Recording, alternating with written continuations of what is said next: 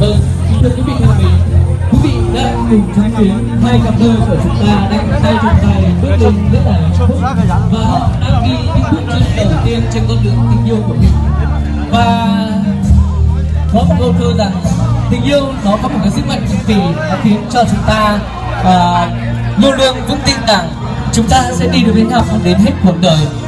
Và xin mời cô dâu và chú rể của chúng ta sẽ lên sân khấu của chúng ta.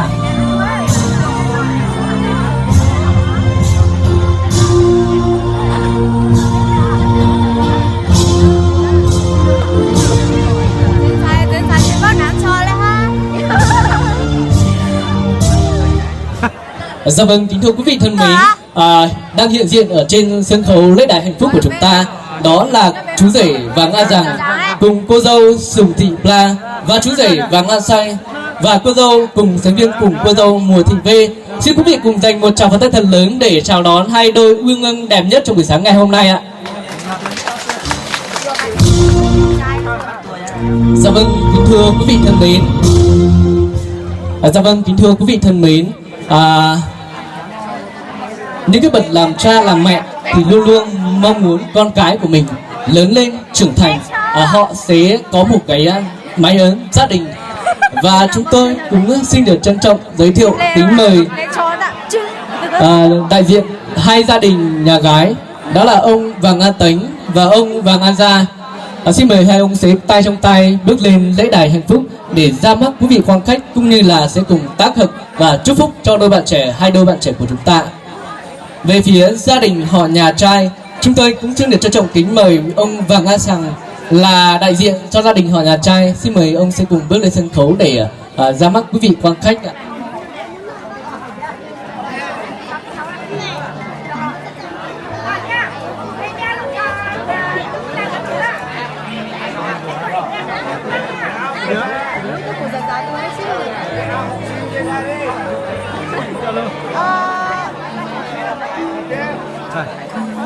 Dạ vâng, và không biết rằng là những vị đại diện của ba bên gia đình đang ở đâu ạ? Và xin mời chúng ta sẽ cùng bước lên sân khấu để cùng ra mắt quý vị quan khách cũng như là cùng tác hợp cho hai cặp đôi của chúng ta trên ngày vui hôm nay ạ.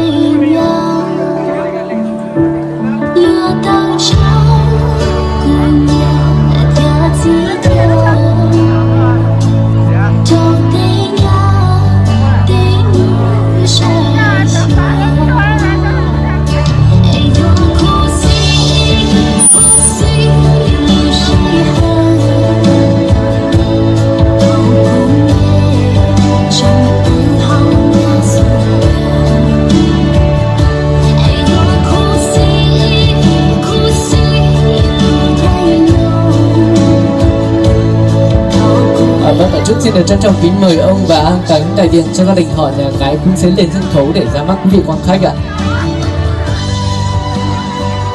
Dạ vâng, kính thưa quý vị thân mến, câu cha thì như núi Thái Sơn, nghĩa mẹ thì như nước châu nguồn chảy ra, một lần thơm mẹ cũng cha, cho tròn chữ hiếu mới là đạo con. Dạ vâng, kính thưa quý vị, và nước biển mênh mông thì không đông đầy tình mẹ, mây trời lồng lộng thì không phủ kín công cha. Tầm tạo sớm hôm mẹ nuôi con không lớn, mang cả thân gầy cha che chở đời con. Và cha mẹ nào cũng mong muốn cho con cái mình được hạnh phúc trọn vẹn. Và hiện tại trên sân khấu của chúng ta đang là những nhân vật chính đóng vai trò quan trọng để quyết định buổi lễ thành hôn đặc biệt này có thành công được tốt đẹp hay không. Và kính thưa quý vị, và để gửi lời cảm ơn đến toàn thể tất cả quý vị quan khách, họ hàng cũng như là cô dì chú bác và những người bạn thân quen của mình đã không quản ngại đường xá xa xôi bất chúc thời gian vàng ngọc đến đây để chứng kiến nghi lễ thành hôn đặc biệt cũng như là để chúc mừng cho ngày vui hạnh phúc của gia đình. Thì xin được mời cả ba bên gia đình sẽ cùng cũng như là cô dâu chú rể sẽ cùng thực hiện một nghi lễ cúi chào để thay cho lời cảm ơn đến toàn thể tất cả quý vị quan khách bên dưới ạ. Bây giờ MC sẽ đến từ 10 đến 3, còn tất cả ba bên gia đình sẽ thực hiện một nghi lễ cúi chào như thế này để gửi lời thay cho những cái lời cảm ơn đến toàn thể tất cả các cô dì chú bác ngày hôm nay đã không quản ngại đường xá xa xôi bất chút thời gian đến đây để dự lễ cưới đặc biệt này ạ. 1, 2, 3.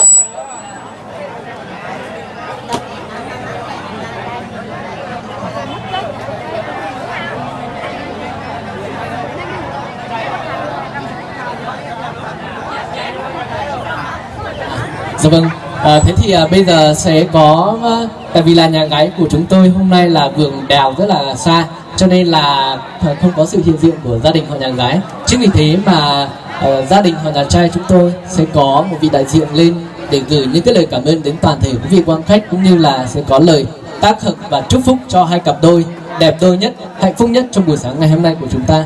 Xin kính mời ông ạ.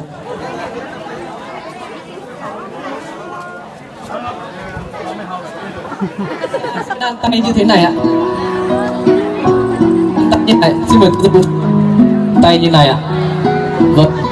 Kính thưa quý vị quan khách, và tôi cũng xin được mời tất cả quý vị ở bên dưới hãy cùng rót đầy những ly rượu của mình ạ.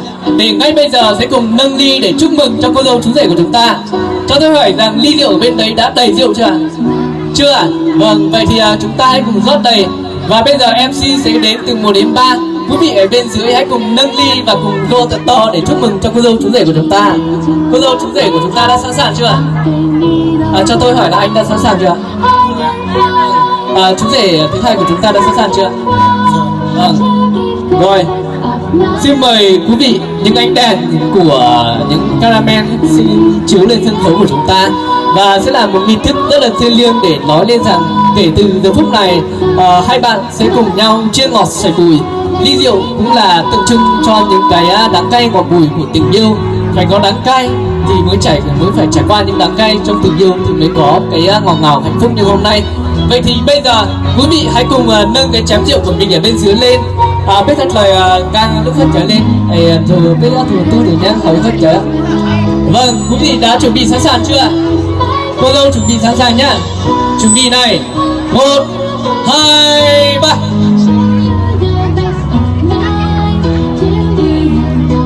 Rồi, xin toàn thể quý vị hội hôn hãy cùng dành cho hai cặp đôi của chúng ta một tràng pháo tay thật lớn được không ạ?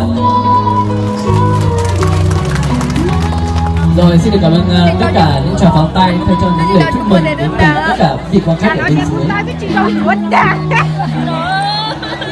Dạ vâng, kính thưa quý vị thân mến, và chú rể thì đã từng nói với cô dâu rằng là ước gì anh lấy được nằng để anh đem gạch bắt chàng về xây dọc rồi lại xây ngang, xây hồ bán nguyệt cho nàng rửa chân. Và rồi cô dâu của chúng ta cũng đã từng thỏ thẻ bên tai của chú rể rằng là anh ơi, trăng tròn thì đẹp nhất đêm rằng, tình ta thì tháng 5 năm vẫn tròn. Có thể thấy rằng là tình yêu mà cô dâu chú rể dành cho nhau, hai cặp đôi của chúng ta dành cho nhau thì không có gì có thể so sánh và nói thành lời được, đúng không quý vị? Và để thực hiện cái lời cũng như là để thể hiện cái tình cảm của mình dành cho cô dâu của mình, thì tôi có một yêu cầu rằng là chú rể của chúng ta hãy thực hiện một công việc nào đó, một hành động cụ thể nào đó trên sân khấu để cho tất cả hội trường hôn cùng chứng kiến. Xin phép là quý vị ở bên dưới thấy như thế nào ạ? Có đồng ý không ạ? Nếu mà đồng ý thì cho một tràng pháo tay thật lớn được không ạ? Chưa quay nào máy ta. Vậy thì tôi cũng xin MC cũng xin được mặc phép hỏi quý vị ở bên dưới rằng là quý vị muốn cô dâu và chú rể của chúng ta sẽ làm điều gì ở trên sân khấu ngay bây giờ ạ? Rồi, có rất là nhiều đáp án, có một đáp án thì hôn, còn lại những đáp án còn lại là ôm và đưa về động phòng. Giờ rất tuyệt vời, rất nhiều đáp án, nhưng mà có lẽ là ôm và về động phòng thì sẽ để cho tối nay. Còn bây giờ thì xin phép là cô dâu và chú rể của chúng ta sẽ dành tặng cho nhau một nụ hôn thần nồng cháy để thay cho những cái lời gửi gắm tình yêu của mình trước sự chứng kiến của toàn thể quan viên ba họ cũng như là tất cả cô dì chú bác và bạn bè thân hữu của mình. Tôi cho phép hỏi rằng hai chú rể có thực hiện được công việc này không ạ? Vâng, vậy thì ngay bây giờ thôi, quý vị hãy cùng hướng về sân khấu, cùng dành một tràng pháo tay lớn để cùng chứng kiến một nghi lễ có thể nói là nghi lễ đặc biệt nhất trong buổi sáng ngày hôm nay. Đó là nghi lễ hôn trong ngày hạnh phúc. Tất cả quý vị thân mến, và tất cả các loại lễ từ lễ thành hôn, lễ đính hôn cho đến là lễ kết hôn thì đều phải có chữ hôn, phải không ạ? Nếu như hôm nay hai cặp đôi của chúng ta không trải qua cái chữ hôn này thì cũng sẽ không tạo thành một cái lễ tân hôn trọn vẹn. Chính vì vậy mà ngay bây giờ thì xin mời hai cặp đôi của chúng ta sẽ cùng quay 90 độ về nhau ạ. Xin mời chú rể sẽ cùng quay mặt về cô dâu ạ.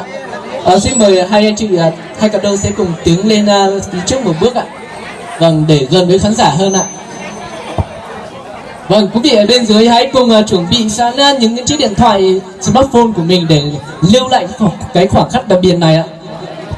Rồi, và bây giờ tay của cô dâu sẽ đặt lên chỗ cứng nhất của chú rể ạ. Vâng, xin mời cô dâu hãy tìm lên chỗ cứng nhất của chú rể ạ. Rồi, chắc là cô dâu đang bỡ ngỡ rằng không biết chỗ cứng nhất của chú rể sẽ là chỗ nào. Vậy thì MC cũng xin được mặc phép cho cô dâu đặt tay lên vai của chú rể, đặt hai tay lên vai của chú rể ạ. Vâng, tay của vai của chú rể là cái đôi vai sẽ gánh vác cái trọng trách gọi là một người chồng, đó sẽ gánh cả cái cuộc đời của cô dâu mình. Chính vì thế mà hai tay của cô dâu hãy đặt thật chắc lên vai của chú rể. Và bây giờ xin mời hai tay của chú rể sẽ đặt lên chỗ mềm nhất của cô dâu ạ. Vâng, hình như là có một chú rể vẫn chưa biết chỗ mềm nhất của cô dâu là chỗ nào. Quý vị có thể chỉ được không ạ? Eo. Eo, đúng rồi. Vâng, và bây giờ thì MC sẽ đến từ 1 đến 3. Và chú rể hãy cùng dành tặng một nụ hôn thật nồng cháy và thật lâu dành cho cô dâu. Và cũng có một cái game show nho nhỏ như thế này. Bây giờ thì bình thường thì chúng ta chỉ có một cặp đôi thôi, nhưng mà trên sân khấu của chúng ta hôm nay có tới tận 2 cặp đôi. Chính vì thế mà để tăng thêm cái niềm vui cho ngày vui hôm nay thì tôi có một yêu cầu rằng hai chú rể của chúng ta, hai cặp đôi của chúng ta sẽ dành tặng một nụ hôn thật lâu. Chú rể nào mà dành tặng đến cô dâu của mình nụ hôn lâu nhất trong buổi sáng ngày hôm nay thì sẽ nhận ngay những tràng pháo tay cũng như là một phần quà đặc biệt đến từ chương trình cũng như là ban tổ chức ạ. Không biết rằng là xin phép mang phép trước khi hôn thì mang phép hỏi một câu rằng là hai chú rể của chúng ta đã từng hôn cô dâu của mình bao giờ chưa ạ? Rồi ạ. Vâng, rồi có thể nói là rất nhiều nụ hôn dành cho nhau rồi. Và xin mời bạn này ạ. Rồi ạ. Vâng, và có thể nói rằng những nụ hôn thì anh chị đã dành tặng cho nhau rất nhiều rồi. Nhưng mà ngày hôm nay sẽ là một nụ hôn đặc biệt nhất, đánh dấu cái cột mốc mà kể từ giờ phút này anh chị đã cùng nhau chia ngọt sẻ bùi, dành tặng những nụ hôn ngọt ngào trong tình yêu mà người ta gọi là hôn nhân, là cái đích của gia đình, là cái nơi để mà con người ta gắn bó với nhau cả cuộc đời. Và bây giờ không để cho quý vị phải trông ngóng lâu nữa, xin mời quý vị hãy cùng giơ những chiếc smartphone của mình, chuẩn bị những tràng pháo tay thật lớn và cùng đến ngược cùng với cả MC từ 3 đến 1 để chú rể sẽ dành tặng lên cô dâu một nụ hôn thật nồng cháy và thật lâu ạ. Chuẩn bị 3, 2, 1, xin mời. Vâng, rồi chưa được ạ. Vâng, xin phép là xin lỗi quý vị là MC MC chúng tôi thì vẫn thường có những câu nói rằng nếu như chú rể hôn lên má trái của cô dâu thì sẽ để con gái, hôn lên má phải thì sẽ để con trai, còn nếu hôn vào giữa thì sẽ có cả con trai con gái, hôn lên môi thì sẽ có cả con trai con gái. Chính vì thế mà nếu như chú rể của chúng ta dành tặng muốn có cả con trai con gái thì hãy dành tặng lên môi của cô dâu một nụ hôn thật nồng cháy ạ. Thay vì hôn má trái hay má phải thì chúng ta hôn một phát vào môi giữa thì nó sẽ được cả trọn vẹn hơn ạ. Xin mời cô dâu chú rể của chúng ta sẽ cùng thử lại ạ. Cho hôn 10 giây. Vâng, và MC sẽ đến từ 1 đến 10. Khi nào MC đến ngược trở lại thì từ 10 cho đến 1 thì mới dứt cái nụ hôn của chúng ta. Và nếu như cô dâu chú rể của chúng ta muốn dành nụ hôn lâu hơn nữa thì có thể hôn từ bây giờ cho đến lúc mà quý vị quan khách ở bên dưới ăn tiền xong cũng được ạ. Chuẩn bị này, hôn lên môi nhá quý vị ở bên dưới. 1, 2, 3, xin mời. 10, 9, 8, 7, 6, 5, 4, 3, 2, 1. Một tràng pháo tay thật lớn dành cho hai cặp đôi của chúng ta trên sân khấu này được không ạ? Rất là tuyệt vời. Có thể nói rằng có một cặp đôi thì chắc là vẫn e dè để dành cái nụ hôn lâu nhất trong tối nay. Còn một cặp đôi của chúng ta, xin mời hai cô dâu chú rể của chúng ta sẽ cùng hướng về phía khán giả. Vâng, xin cảm ơn tất cả quý vị tràng pháo tay rất nhiều. Và trên sân khấu của chúng ta đó là một cái cặp đôi rất là tuyệt vời. Họ đã dành chọn cho nhau những cái phút giây ngọt ngào nhất, đã dành tặng những nụ hôn ngọt ngào nhất và ý nghĩa nhất trong cái buổi lễ thành hôn đặc biệt này của